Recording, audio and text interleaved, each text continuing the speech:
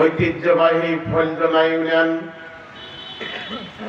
যুব ও ক্রীড়া বিভাগ কর্তৃক আয়োজিত আজকের এই মহান বিজয় দিবস উপলক্ষে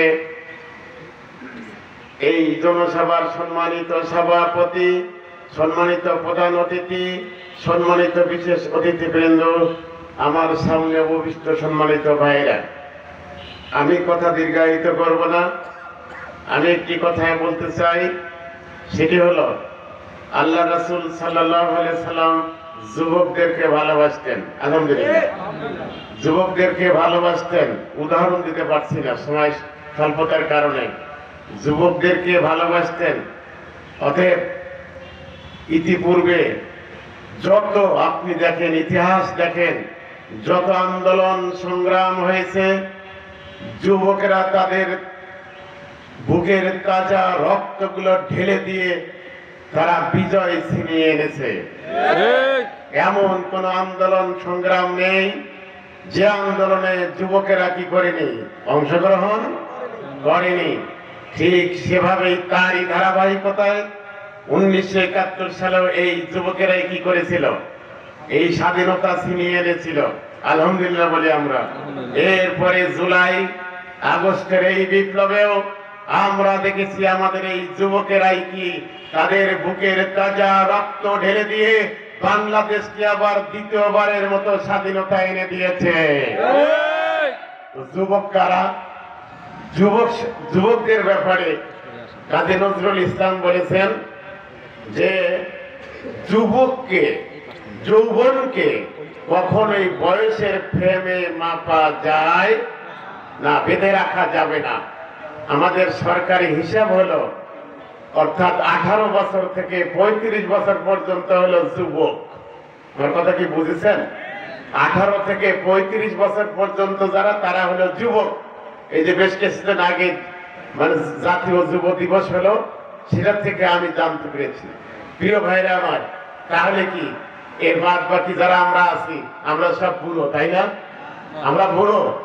দেখেন কাজী নজরুল ইসলাম কত সুন্দর কথা বলেছেন যে বয়সের ফ্রেমে যৌবনকে কখনোই বেঁধে রাখা যায়, অর্থাৎ 35 বছরের পরে, 60 বছরের পরে সে বৃদ্ধ, তার দ্বারা কোনো কাজ হবে না। এইটাই কি ঠিক? আমাদের আমিরে জামাত আমি দেখি যে তার কি ভুরু পর্যন্ত সাদা হয়ে গেছে। তিনি কি যুবক নন? আমরা জোরে বলি, তিনি কি যুবক নন? আমি তার একটি লাইভ শুনছিলাম, উনি বলছেন যে আমাকে যে বুড়ো বলে সেই বুড়ো। আল্লাহু আকবার বলে। সুতরাং এই বাংলাদেশ জামাত ইসলামী বিভিন্ন সেক্টরে কাজ করছে। তোর মধ্যে অন্যতম একটি সেক্টর হচ্ছে এই যুব এবং ক্রীড়া বিভাগ। এই যুবকরা, অর্থাৎ কাজী নজরুল ইসলাম বলেছেন যে আমি অনেক যুবককে দেখেছি যাদের যৌবনের ঊর্ধ্বের নিচে বার্ধক্যের কঙ্কাল মূর্তি। আমার কথা বুঝেছেন নাকি? অসংখ্য যুবক আছে আজকে, হাজার লাখ লাখ কোটি কোটি যুবক আছে যারা অসত্যকে, অন্যায়কে, মিথ্যাকে, কোরআন এবং সুন্নাহকে কি করে তারা বাদ দিয়ে তারা জীবন গঠন করার জন্য তারা লাফালাফি করছে, তারা জনসেবা করছে, তারা মিছিল করছে।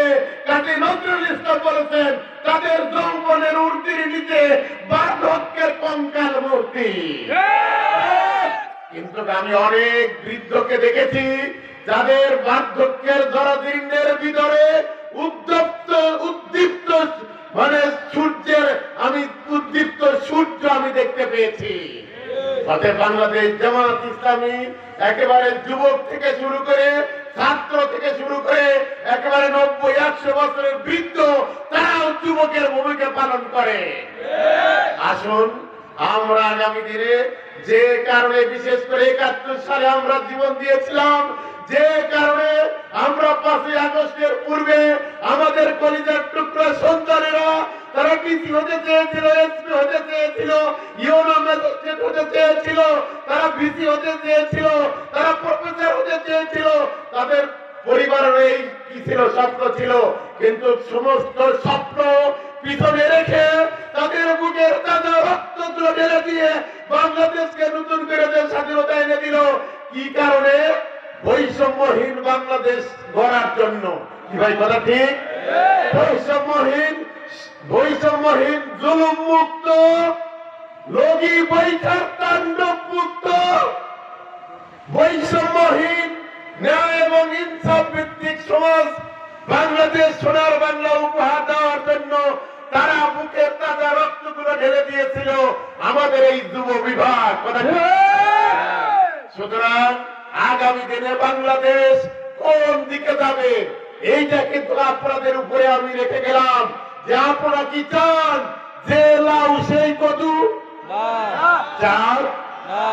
তাহলে আসুন আমরা ঐক্যবদ্ধ ভাবে ইনশাআল্লাহ আগামী দিনে বাংলাদেশকে জুলুম মুক্ত, শোষণ মুক্ত, ন্যায় এবং ইনসাফ ভিত্তিক এবং বৈষম্যহীন বাংলাদেশ গড়ার জন্য আমাদের সকল প্রচেষ্টা আমরা চালিয়ে যাব ইনশাআল্লাহ। মহান রবের দরবারে এই দোয়া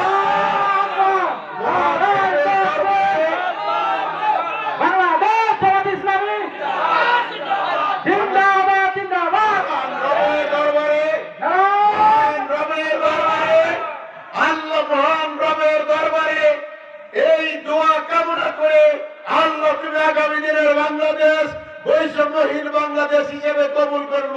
আমিন। জুলুম এবং শোষণ মুক্ত বাংলাদেশ উপহার দিন, সকলেই বলে আমিন। আমরা সোনার বাংলা গড়তে চাই, বলুন আমিন। আর সোনার বাংলা গড়ার জন্য মহাগ্রন্থ আল কোরআনের কাছে আমাদেরকে ফিরে যেতে হবে। আল্লাহ তাআলা আমাদেরকে সেই দোয়া কবুল করুন, সকলেই বলে আল্লাহুম্মা আমিন। সবাইকে ধন্যবাদ দিয়ে সবার সুস্বাস্থ্য এবং মঙ্গল কামনা করে আমি আমার সংক্ষিপ্ত কথা এখানে শেষ করছি। আল্লাহ হাফেজ। বাংলাদেশ জিন্দাবাদ, বাংলাদেশ জামাত ইসলামী জিন্দাবাদ, বাংলাদেশ জামাত ইসলামী যুব ক্রীড়া বিভাগ জিন্দাবাদ। আসসালামু আলাইকুম ওয়া রাহমাতুল্লাহ।